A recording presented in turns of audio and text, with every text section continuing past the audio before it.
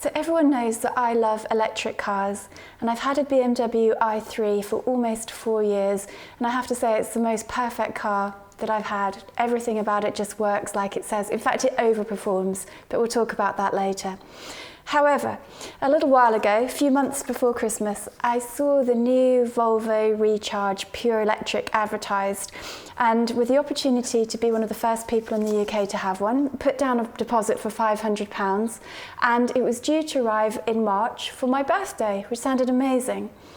However, earlier this week I had a call from my Volvo dealer to say that they couldn't get any demonstrators, but they could get my car next week, or before the end of the month anyway.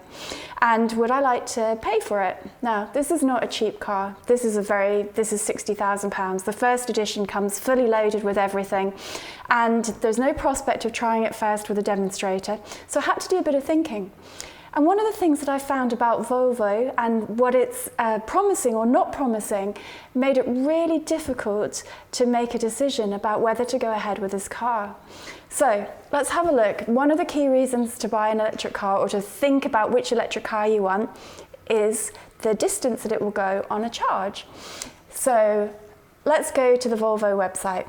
It now says that the Volvo Recharge will do 208 miles. That's long range, that's what it says. I would never have put a deposit down if 3 months ago the projected range was 208 miles. It's just not long enough for some of the big journeys that I need to do.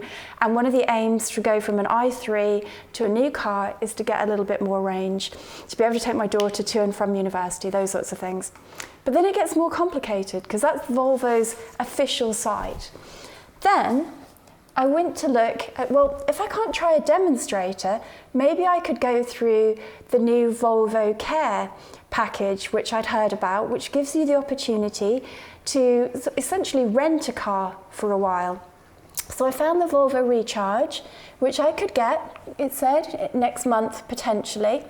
And on the Volvo website, it now says the range on Volvo Care, 254.8 miles. In electric car terms, that's an extra 50 miles plus. That's massive.